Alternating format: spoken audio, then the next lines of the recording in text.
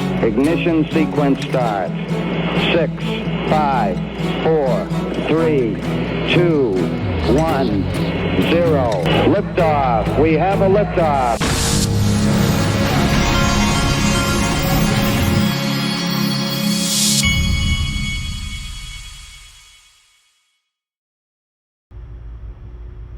Hey everybody, this is the digital asset investor, and the market is still kind of what is measurable data? I was starting the show here. Let me hit the refresh button. Looks like we've got some kind of glitch on CoinMarketCap. We're at a 314 XRP. Let's see what the total market cap is. 3.83 trillion. So this is people taking profits and that kind of thing.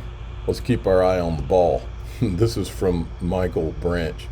Retail XRP holders could soon earn 20% yield on their tokens. This is a CoinDesk article. The platform, this is down here. It says More Markets has launched an XRP earn account, allowing retail investors to access yield strategies traditional reserved for institutions. New product enables XRP holders to earn yield while retaining self-custody, addressing the lack of native staking or yield infrastructure for XRP. Security audits have been completed. Folks, if we get anywhere close to 20%, do you know how much money is going to flow into this? And that rolls right. It's coming, by the way. Yield on XRP is coming. And let me tell you what, folks. The floodgates are opening, and this is from Reese Merrick from Ripple. This rolls right into it.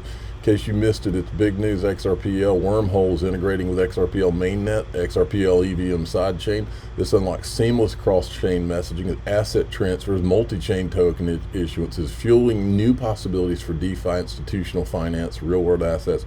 Wormhole enables over 200 applications spanning 35 plus blockchain ecosystems. It supports institutional products like tokenized assets, stablecoins, facilitating over 1 billion cross-chain messages and more than 60 billion in cross-chain volume since its inception in 2020.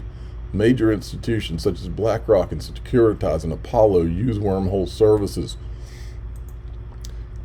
Now, this is pretty fascinating right here. Justin Sun got his start in crypto from he was at Ripple, and this is him ringing the bell in at the NASDAQ.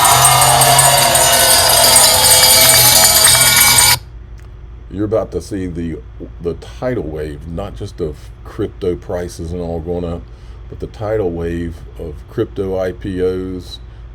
I mean, it is all coming. You got to keep your eye on the ball. These pullbacks are Mickey Mouse, nothing in the scheme of things. I've been here a long time, folks. We're excited to bring XRP directly to credit union members. This is banksocial.io. More XRP adoption. You got to hear this. Matt Hogan was at XRP Las Vegas 2025. I talked to him backstage. Real nice guy, and he gets it. Folks, you've been served a BS plate of Bitcoin, Ethereum, and now Solana. That's the latest VC PR machine edition. You've been served all of this stuff, and I've been watching this for years, folks. The only reason we were able to uncover ETHgate was because we had watched this, and it never made any sense. It only makes sense when you understand the way that this stuff is hatched, and the way that everything you've seen has been a coordinated PR machine from the media and with Bitcoin, Ethereum, and they added Solana in the last few years. And without their token allotments and these things, they wouldn't have done it. If they had their token allotment in Dogecoin, that's all you would have heard is Dogecoin. But that's the reason for it. Matt Hogan, the XRP army is different, and here's why they're different. They're different because this thing, Brad Garlinghouse himself, Mike Novogratz said on video one time that he was talking to Brad Garlinghouse, and Brad Garlinghouse said he didn't even know where the XRP army came from. And the reason he didn't is because it wasn't born of this PR machine. It wasn't born of, a coordinated media effort all the way from CNBC to all the crypto pundits. in fact, not only was it not born of that, but the XRP army was just these average people that started to understand what this was and had to fight all the way to where we are now. And he gets it. These other guys, they're starting to get it. The world will get it soon. If you had a Solana and XRP approval, both of them on the same day, which one would get more flows? Oh, great question. James, you go first. No. So, okay. I will say this: we had a kind of a situation like this where we had futures Solana ETFs and leverage futures or derivatives based ETFs that have exposure to Solana launch before the XRP versions, and the XRP versions have got more assets and flows than the Solana version. So, but that said, the derivatives based, but you won't hear that on CNBC. Products are nowhere near as high in the list of demand for investors as the spot products would be. We do have a pseudo spot product from Rex Osprey that went through a whole bunch of loopholes and end arounds to try and get exposure to spot Solana with staking. That's also done very well. I think in the near term, I would bet on XRP, but over the long term, I'd probably bet on Sol getting more assets on that side of things, just because, like you kind of mentioned, like anyone I know who doesn't really know this space at all, like couldn't tell you how a blockchain works. They like XRP. They think it's going to be the back-end settlement system for all banks. So yeah, I think there's just a lot of retail out there. If you go on TikTok or any of these other things in social media platforms, they're talking about XRP and Ripple more so than pretty much anything else. So they have. You're damn right. Have like a really good ground game. Go on Reddit. It's the same thing. Like the ground game is unreal. It's not a ground game would refer to Ripple being behind it. Ripple's not behind it.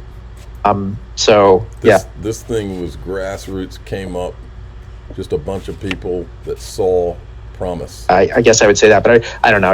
You're completely guessing at that point. But from an institutional point of view, from my experience in talking to people in this space and people just tangentially interested in what's going on, there seems to be a lot more serious people looking at Solana. That's not to say there's no serious people looking at Ripple or XRP, but definitely leans Solana or Ethereum from my point of view.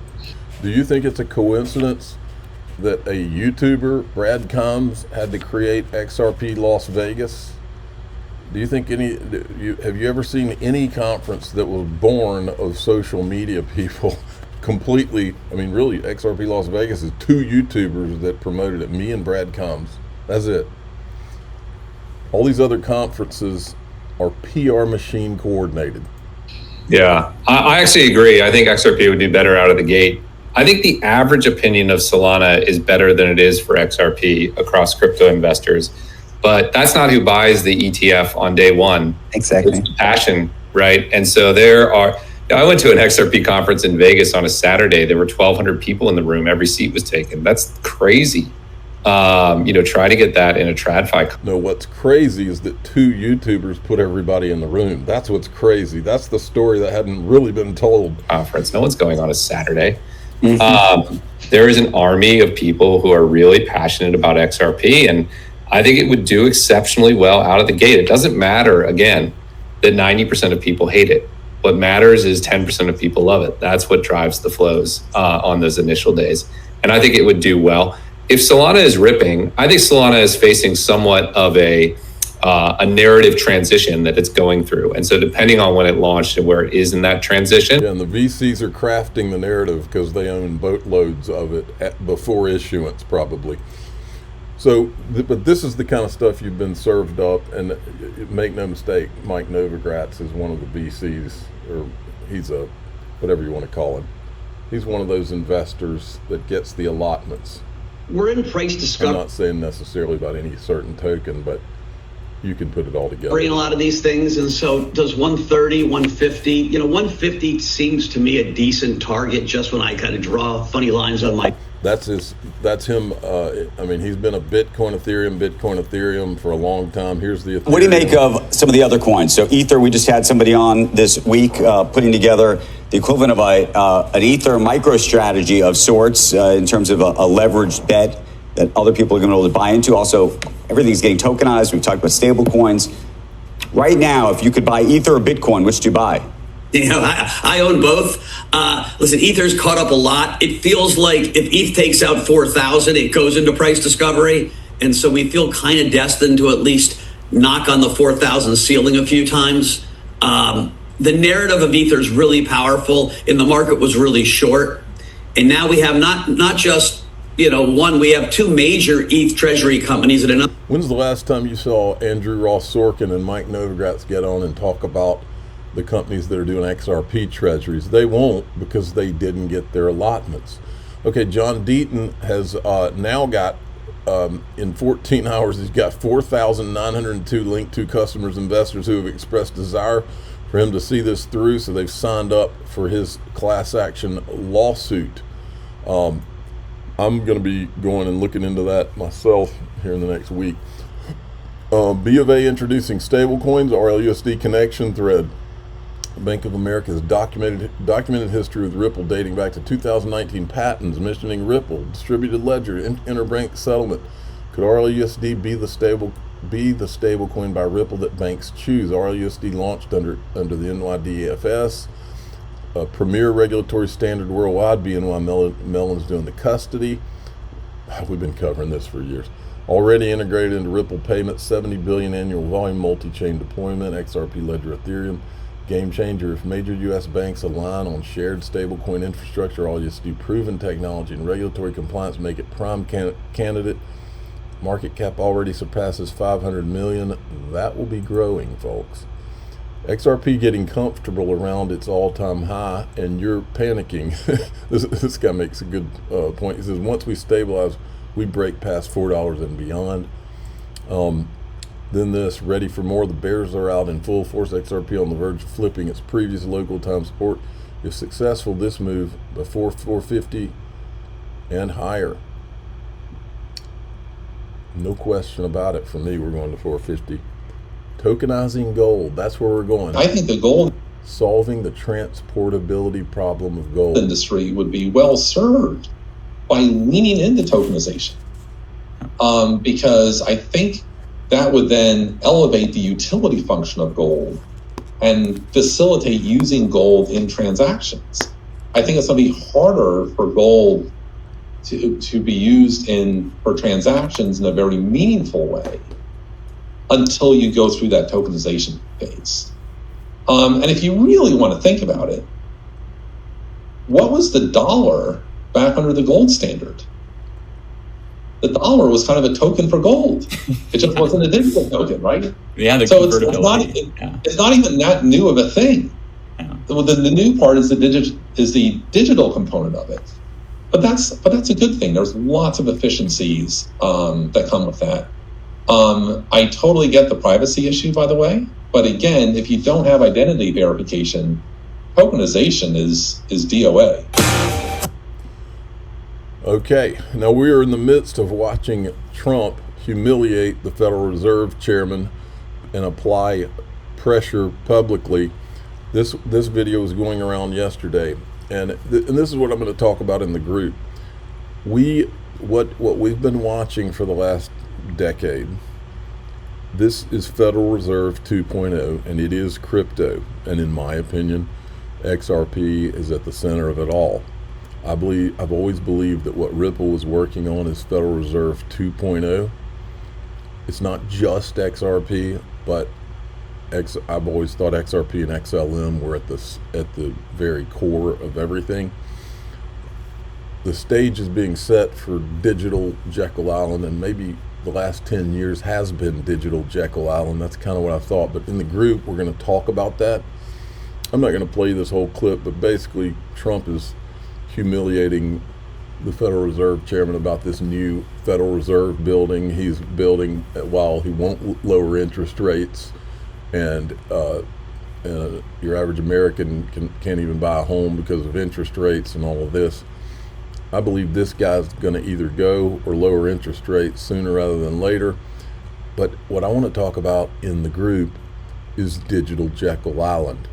For those of you that have not been listening for a long time, and maybe some of you that you've not seen what I'm going to show you in the group about the Federal Reserve. And if you really take a step back and look, That's exactly what we've been living through.